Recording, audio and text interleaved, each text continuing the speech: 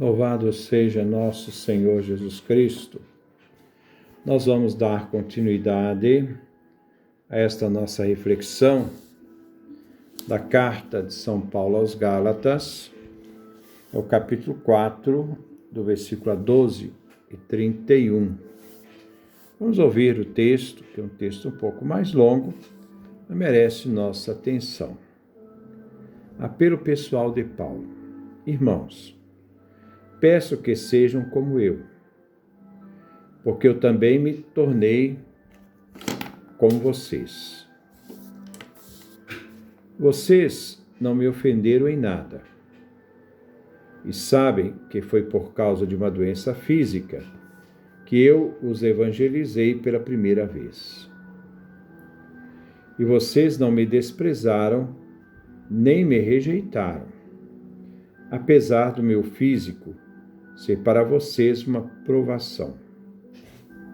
Pelo contrário, me acolheram como a um anjo de Deus ou até como a Jesus Cristo.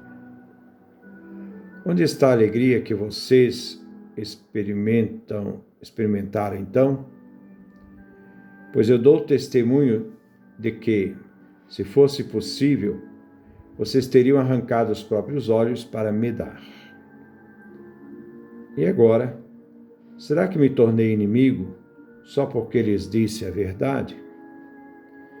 Esses homens mostram grande interesse por vocês, mas a intenção deles não é boa. O que eles querem é separar vocês de mim, para que se interessem por eles. Seria bom que vocês se interessassem sempre pelo bem, e não só quando estou presente entre vocês. Meus filhos, sofro novamente como dores de parto, até que Cristo esteja formado em vocês. Gostaria de estar junto de vocês neste momento e de mudar o tom da minha voz, porque não sei mais que atitude tomar com vocês. Escravidão e liberdade. Vocês que querem ficar submetidos à lei, me digam uma coisa: será que não ouvem o que diz a lei? De fato, aí está escrito que Abraão teve 2 filhos, um da escrava e o outro da mulher livre. O filho da escrava nasceu de modo natural, enquanto o filho da mulher livre nasceu por causa da promessa. Simbolicamente, isto quer dizer o seguinte: as 2 mulheres representam as 2 alianças. Uma, a do Monte Sinai, que gera para a escravidão, e é representada por Agar, pois o Monte Sinai está na Arábia, que é o país de Agar. E Agar corresponde a Jerusalém atual, que é escrava junto com seus filhos. Mas a Jerusalém do alto é livre, ela é nossa mãe. Porque está na Escritura: alegre-se, estéril, você que não dava à luz. Grita de alegria, você que não conheceu as dores do parto. Porque os filhos da abandonada são mais numerosos do que os filhos daquela que tem marido. Vocês, irmãos, são filhos da promessa, como Isaque. Acontece agora como acontecia naquele tempo. O que nasceu de modo natural persegue aquele que nasceu segundo o Espírito. Mas, o que é que diz a Escritura? Expulse a escrava e o filho dela, porque o filho da escrava não receberá a herança junto com o filho da mulher livre. Portanto, irmãos, nós não somos filhos da escrava, mas da mulher livre. Este é o texto que nós vamos refletir hoje. A feição do apóstolo. Versículo 12. Eu lhes peço, irmãos, tornem-se como eu, porque eu também me tornei como vocês. A mim vocês não me fazem nada de errado. Melhor tradução. Irmãos, suplico-vos que façais como eu, pois eu me fiz como vós. Em nada me feristes. Essa tradução é melhor do que a da Bíblia Pastoral.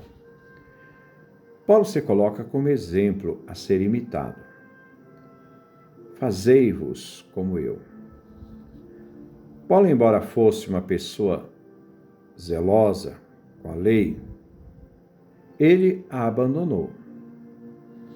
O único caminho é Cristo. Daí em 1 Coríntios, ele diz: sede meus imitadores, como eu sou de Cristo. Nós vemos lá, na primeira carta aos Coríntios, no capítulo 11, versículo 1. Paulo se fez como eles, pois ele se fez fora da lei, para estar com os Gálatas. Paulo tomou uma decisão radical, quando abandonou o caminho da lei judaica. Aos olhos dos judeus, Paulo é um apóstata, pois ele se fez pagão com os pagãos. Paulo quer manter a comunhão com os Gálatas, e os Gálatas a comunhão com Paulo. Mas Paulo diz: em nada me feristes, isto é, eles não magoaram Paulo. Versículo 13. E vocês sabem que foi por causa de uma doença física que lhes anunciei o Evangelho pela primeira vez. Versículo 14. E apesar de minha carne ter sido para vocês uma provação, vocês não me desprezaram, nem rejeitaram. Pelo contrário, me receberam como um anjo de Deus, como a Cristo Jesus. Então, versículo 13 e 14. O acolhimento dos Gálatas a Paulo. A liberdade com que eles o acolheram, mesmo diante da enfermidade de Paulo. Paulo tinha, então, um laço de vida com os Gálatas. Que os Gálatas não esqueçam do acolhimento a Paulo, quando pela primeira vez anuncia-lhes o Evangelho. Paulo quer recordar o primeiro amor, lembrar para não esquecerem. Foi a providência que fez Paulo chegar aos Gálatas, pois eles não estavam no plano da sua segunda missão. Os Gálatas conheceram em Paulo, enfermo, a mensagem da salvação e o receberam como um anjo de Deus e viram no apóstolo o próprio Senhor Jesus Cristo. Versículo 15. Onde foi parar a alegria que tinham? Pois eu sou testemunha disto. Se fosse possível, vocês arrancariam os próprios olhos e os dariam a mim. Paulo, indignado, entre a forma como foi recebido e a situação que eles estão vivendo agora, ao escrever a carta. Então ele pergunta: onde está a alegria inicial? No início fariam tudo por Paulo, e agora eles duvidam do seu apostolado. Paulo não é inimigo dos Gálatas, e não deve ser assim concebido. Os falsos doutores envenenaram as comunidades da Galácia contra Paulo, querendo ser verdadeiros anunciadores do Evangelho. Mas eles agem mal. São falsos. Querem dividir e separar as comunidades de Paulo, impondo-lhes as práticas judaicas. Versículo 16. Será que tornei inimigo de vocês por lhes dizer a verdade? Paulo não é inimigo. Os agitadores é que dividem a comunidade, querendo impor o evangelho judaizante e não aquele evangelho anunciado por Paulo, o evangelho da graça. O dizer a verdade desmascara a intenção deste grupo divisor. Paulo não é inimigo dos Gálatas. Versículo 17. Aqueles demonstram interesse por vocês, mas a intenção deles não é boa. Querem separá-los de mim, para que vocês se interessem por eles. Os cristãos judeus vieram para desestruturar a comunidade dos Gálatas. Para cristãos judeus do grupo de Jerusalém, mas o objetivo desses cristãos era desinstalar, desestruturar os Gálatas, desacreditar a mensagem de Paulo. Esse método, muito usado para dividir os cristãos, inicia com um jogo de simpatia e depois de crítica àqueles que são as autoridades, para minar a comunidade e enfraquecê-la. É um jogo de sedução, como a serpente no paraíso. Este grupo quer afastar Paulo da comunidade. Querem provocar uma cisão, um rompimento, um cisma, e assim afastá-lo da graça. Versículo 18. É bom interessar-se sempre pelo bem, e não somente quando estava aí com vocês. Ser cortejado para o bem, mas não para a divisão e o mal. Paulo quer que os Gálatas interessem por ele também, na sua ausência, pois Paulo se fez fora da lei, com os pagãos, para conquistá-los na graça. Versículo 19. Meus filhos, por vocês eu sofro de novo as dores de parto, até que Cristo se forme em vocês. Paulo chama os Gálatas de filhos. Na intimidade de uma família de fé, Paulo deseja, como uma mulher gestante, sofrer de novo as dores de parto, a fim de que, como uma mãe que forma um filho, ele possa formar Cristo Jesus neles. É uma expressão de amor. Paulo não quer gerar a si mesmo neles, mas a centralidade é Cristo, e Cristo ser formados neles. Versículo 20. Eu gostaria de estar aí com vocês agora e mudar o meu tom de voz, porque não sei o que fazer em relação a vocês. A ferida de uma divisão provocada por uma dúvida destrutiva é difícil de se curar. Ficam sempre as cicatrizes. Paulo está realmente nervoso com a situação devido à comunidade que consentiu em ser seduzida por divisores, que maleficamente entraram para desacreditar Paulo e seu evangelho. Ele não sabe o que fazer em relação a eles. Às vezes, numa crise, não sabemos que atitude tomar.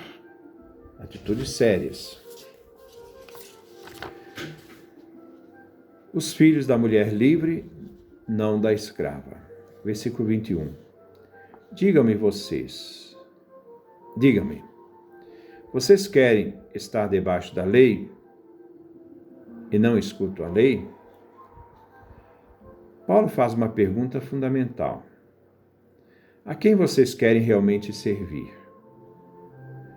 Vocês querem estar debaixo da lei por meio da circuncisão e da observância da lei judaica, uma observância em parte, não é total, mas se quiserem estar debaixo da lei, judaísmo, por que vocês não escutam a lei? O que diz a lei? Versículo 22. Pois está escrito, Abraão teve 2 filhos, um da escrava, o outro da livre. Paulo, para expor o que é a lei, faz recursos ao livro do Gênesis. A história dos 2 filhos de Abraão. Um gerado pela escrava, Ismael, outro gerado pela livre, Isaque. Nós vemos lá em Gênesis, capítulo 16, versículo 15, em Gênesis, capítulo 21, de 1 a 21. Então, capítulo 21, versículo de 1 a 21. Ismael é filho da escrava Agar. Isaque é filho da livre Sara. Versículo 23.